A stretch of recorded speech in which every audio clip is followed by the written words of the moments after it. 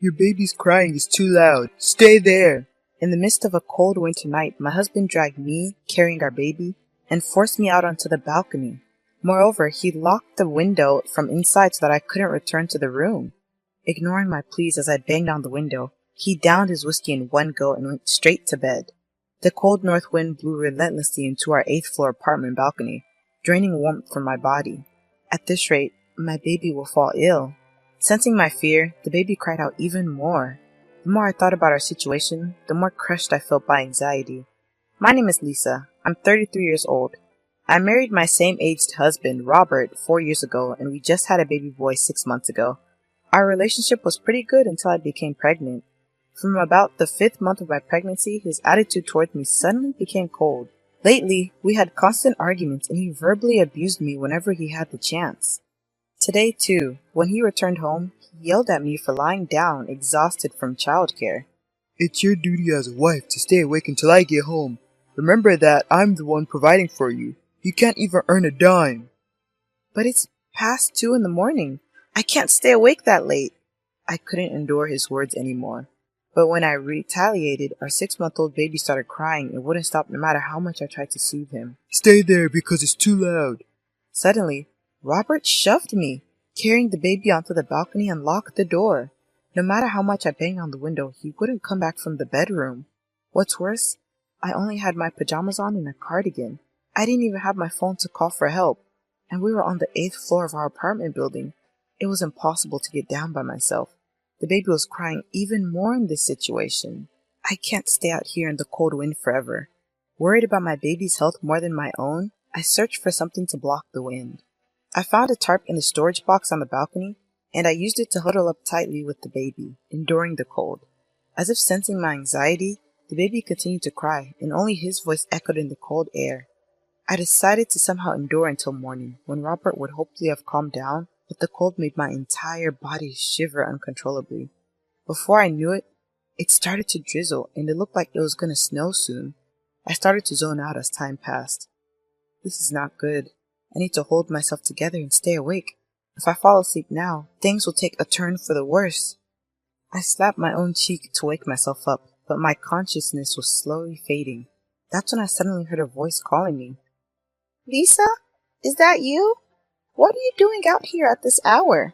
Looking around, unsure of where the sound was coming from, I noticed the partition board on the balcony, separating our apartment from the one next door, had been removed. Through the gap appeared our neighbor, Miss Miller, looking concerned. This board has been damaged and cracked from a hurricane once and hadn't been repaired since. I had a fight with my husband, and he kicked me out. He even locked the door, so I can't get back inside. What? That's terrible, especially in the middle of a winter night. Come over to my place then. It's a good thing I hadn't fixed this partition board. Miss Miller had removed all the cardboard that had been used to cover the hole. The hole was just big enough that an adult could crouch and squeeze through.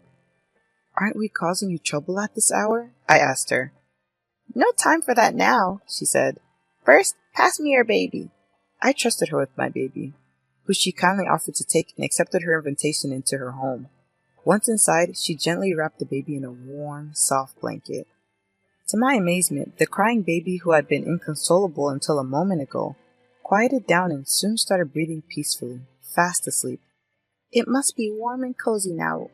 Lisa, don't hesitate and get warm under the heated blanket, she said. Oh, thank you. I'm sorry for the inconvenience at this late hour, I replied. My fight with my husband had indeed started after 2 a.m., and the clock on the wall now pointed to 3:30. I had been outside on the balcony for about an hour, and my body felt chilled to the bone. My hands and feet tingled numbly. The baby seems fine. I work night shift, so I'm naturally a night owl. Stretch out your legs and make yourself comfortable, Miss Miller said. Despite her reassurances, I still felt guilty. Then I realized that my early rising mother-in-law would be waking up soon. I hastily contacted her, and she laughed, saying, Oh dear, you two had another spat, didn't you? And agreed to bring the spare key. Until my mother-in-law arrived, I spilled out everything that had been happening to me to Miss Miller. How my husband's attitude had suddenly changed after we had the baby.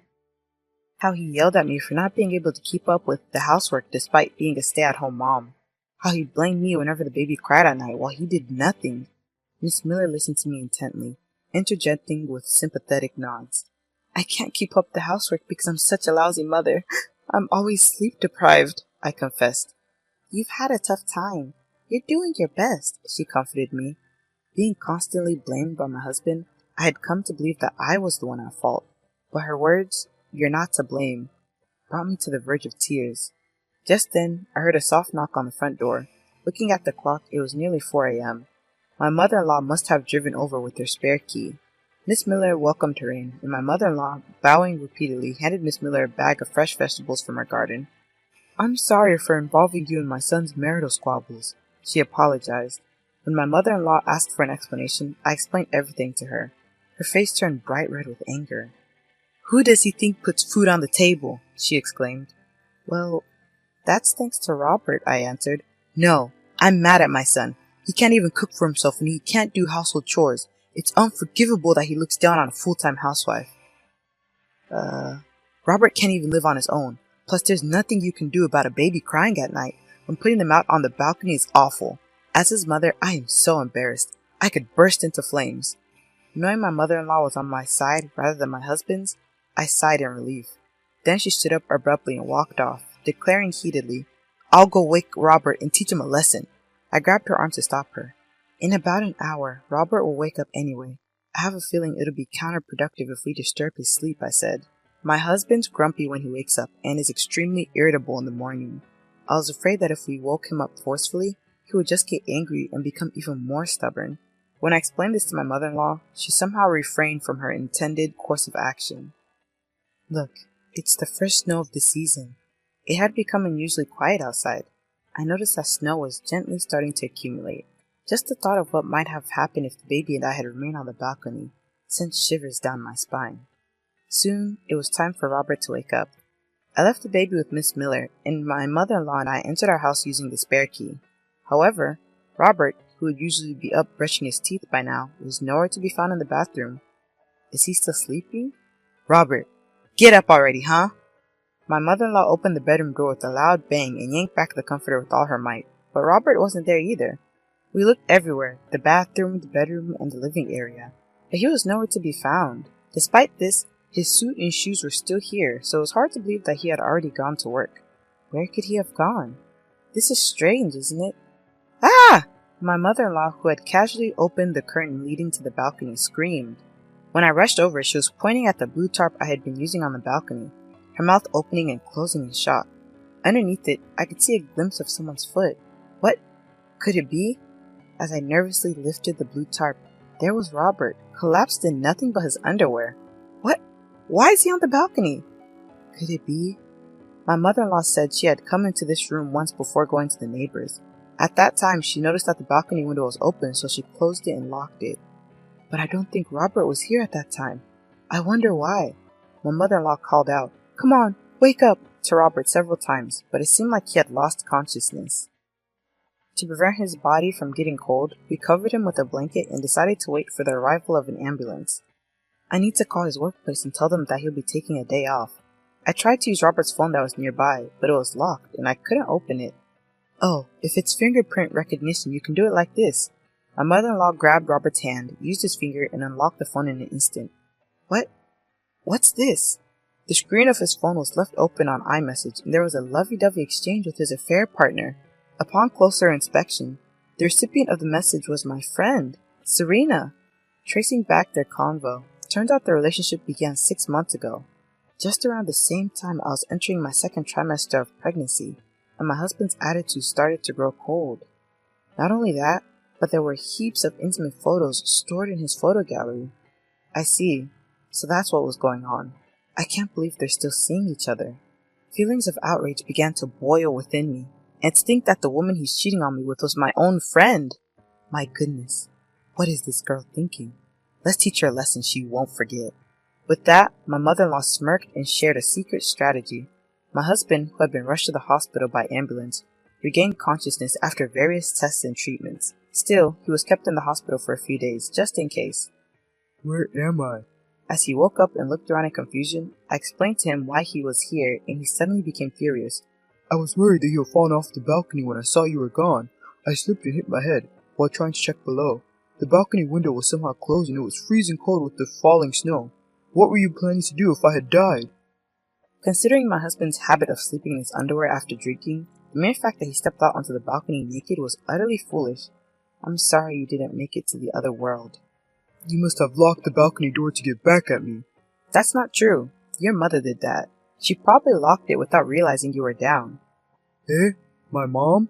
I couldn't get into the house, so I asked your mom to bring the spare key. Robert was pretty surprised to hear that his mom had come.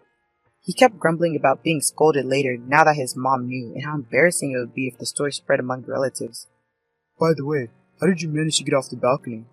Miss Miller next door noticed and came to my rescue.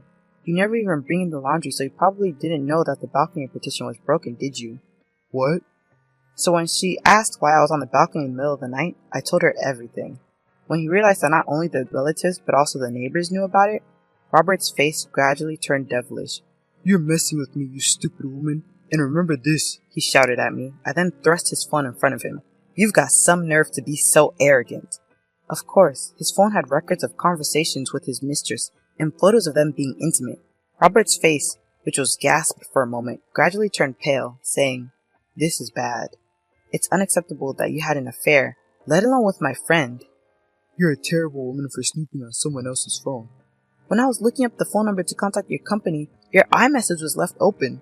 Eh? The company? You're taking a day off today, so it's only right to let them know. After saying that, I explained everything about why he would be taking a day off. Robert looked shocked, and then, naturally, he became extremely pale and held his head in his hands. Your boss said that's terrible. I never thought he was that kind of person. I wonder what's going to happen from here on. You might get demoted, or even fired. If I get fired, you're going to have trouble making ends meet. My husband, as usual, lashed out at me with his arrogant attitude. He talked as if everything was my fault. For so long, this attitude made me feel like I was the one to blame. But not anymore. It doesn't matter to me. I despise men who cheat, and above all, I can't be with someone who puts our children in danger. Let's divorce cleanly and conclusively. No way, you're joking. You just have to listen to me, he bellowed, assuming that his aggressive behavior would keep me submissive. It became evident that it was pointless to reason with him. I'm going to make sure you sign the divorce papers, no matter what. I also informed him that I had already contacted the husband of his mistress, who was understandably furious and on his way to the hospital, and that he'd mentioned his black belt in karate and his intention to seek more than just compensation. My husband's face drained of color, and he seemed momentarily panicked, but he quickly snapped, I'm in the hospital. He can't harm me. Then my mother-in-law arrived, carrying things for his stay in the hospital. Oh, you're awake, you good-for-nothing, she remarked. It's your fault, Mom. You locked the balcony door, he defended. You were the one who started all this by forcing Lisa and the baby out on the balcony because you were bothered by your own baby's cry, she retorted. Well, he murmured, momentarily subdued by his mother's scolding. But I went in for the kill. That's why I'm going to the police to report this. What? Why? You put me and our child in danger. Of course I'm going to report you. There's no need to go that far. It was just a marital spat. Nothing serious. Getting a divorce and going to the police, I was the one who suggested her to do both. We were dangerously close to losing our precious grandchild. You're going to end up in a cold jail cell, and you're going to reflect on what you've done. And with that, goodbye. Don't be hasty, Lisa. The child needs a father. Let's not get divorced. Please, no police, he begged. Our baby doesn't need a father who forces us out into the cold in the middle of the night. I don't want to go to jail. Please, spare me. Ignoring my husband's pleas, I went straight to the police station to file a report. After his release from the hospital, my husband was arrested and is awaiting his sentence. Given the severity of his actions, a heavy punishment is inevitable. He was, of course, fired from his job. After the divorce was finalized, I received a property settlement and compensation for his affair. He ended up penniless because of it. Of course, I also demanded $20,000 in compensation from his mistress. I heard her husband divorced her. Now I'm living back home at my parents' house with my son. Maybe it's because the irritable man at home is gone, but my son smiles a lot more these days. When we occasionally visit my mother-in-law, she's always delighted to see us. I will continue to raise my son with overflowing love to protect his precious smile.